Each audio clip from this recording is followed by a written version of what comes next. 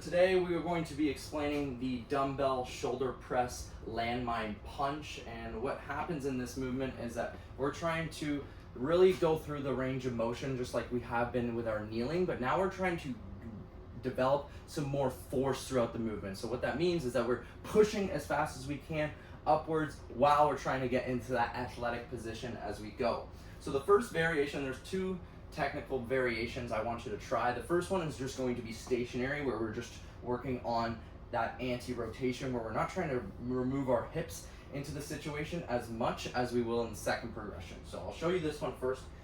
Very simple setup. I typically just line up, shoulder width apart, very similar to what we have been in all the other exercises, except now you can see the plate is almost in line with my knees, and then I'll have the barbell directly in front of us, because the landmine, doesn't really matter how you set up around it, you're gonna have some free range of motion where you can move the landmine from left to right, but typically if I just go on center with this, you'll have an easy time getting set up. So I'm gonna put this barbell up. I'm usually going to lift with two hands. You can lift with one hand, it's not that big of a deal. Just lift with two hands, just so then you can get set up in this barbell position. Now, you can see in the position that I'm in right now, I look like I'm leaned a little too far forward. So what we want to do is we gotta kind of shimmy up a little bit, just so that we can actually have a good position. Okay, if I'm too far from this dumbbell, I'm not gonna be able to get the real push that I want. I want to make sure I'm actually, this barbell is almost as close as it can to my shoulder, so I can make that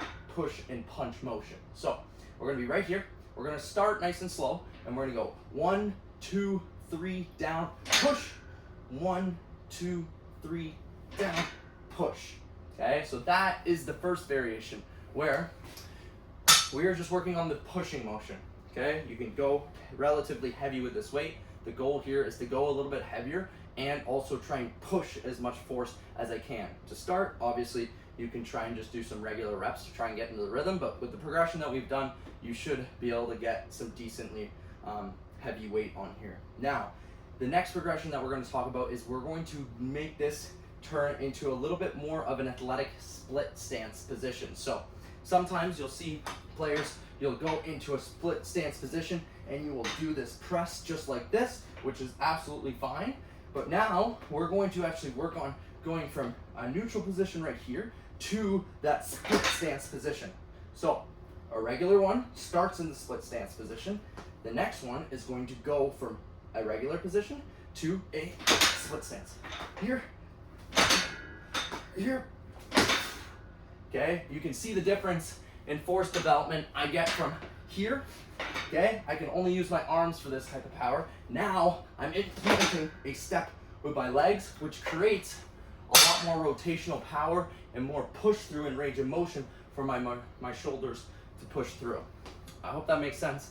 These are the two progressions. Start with the one standing.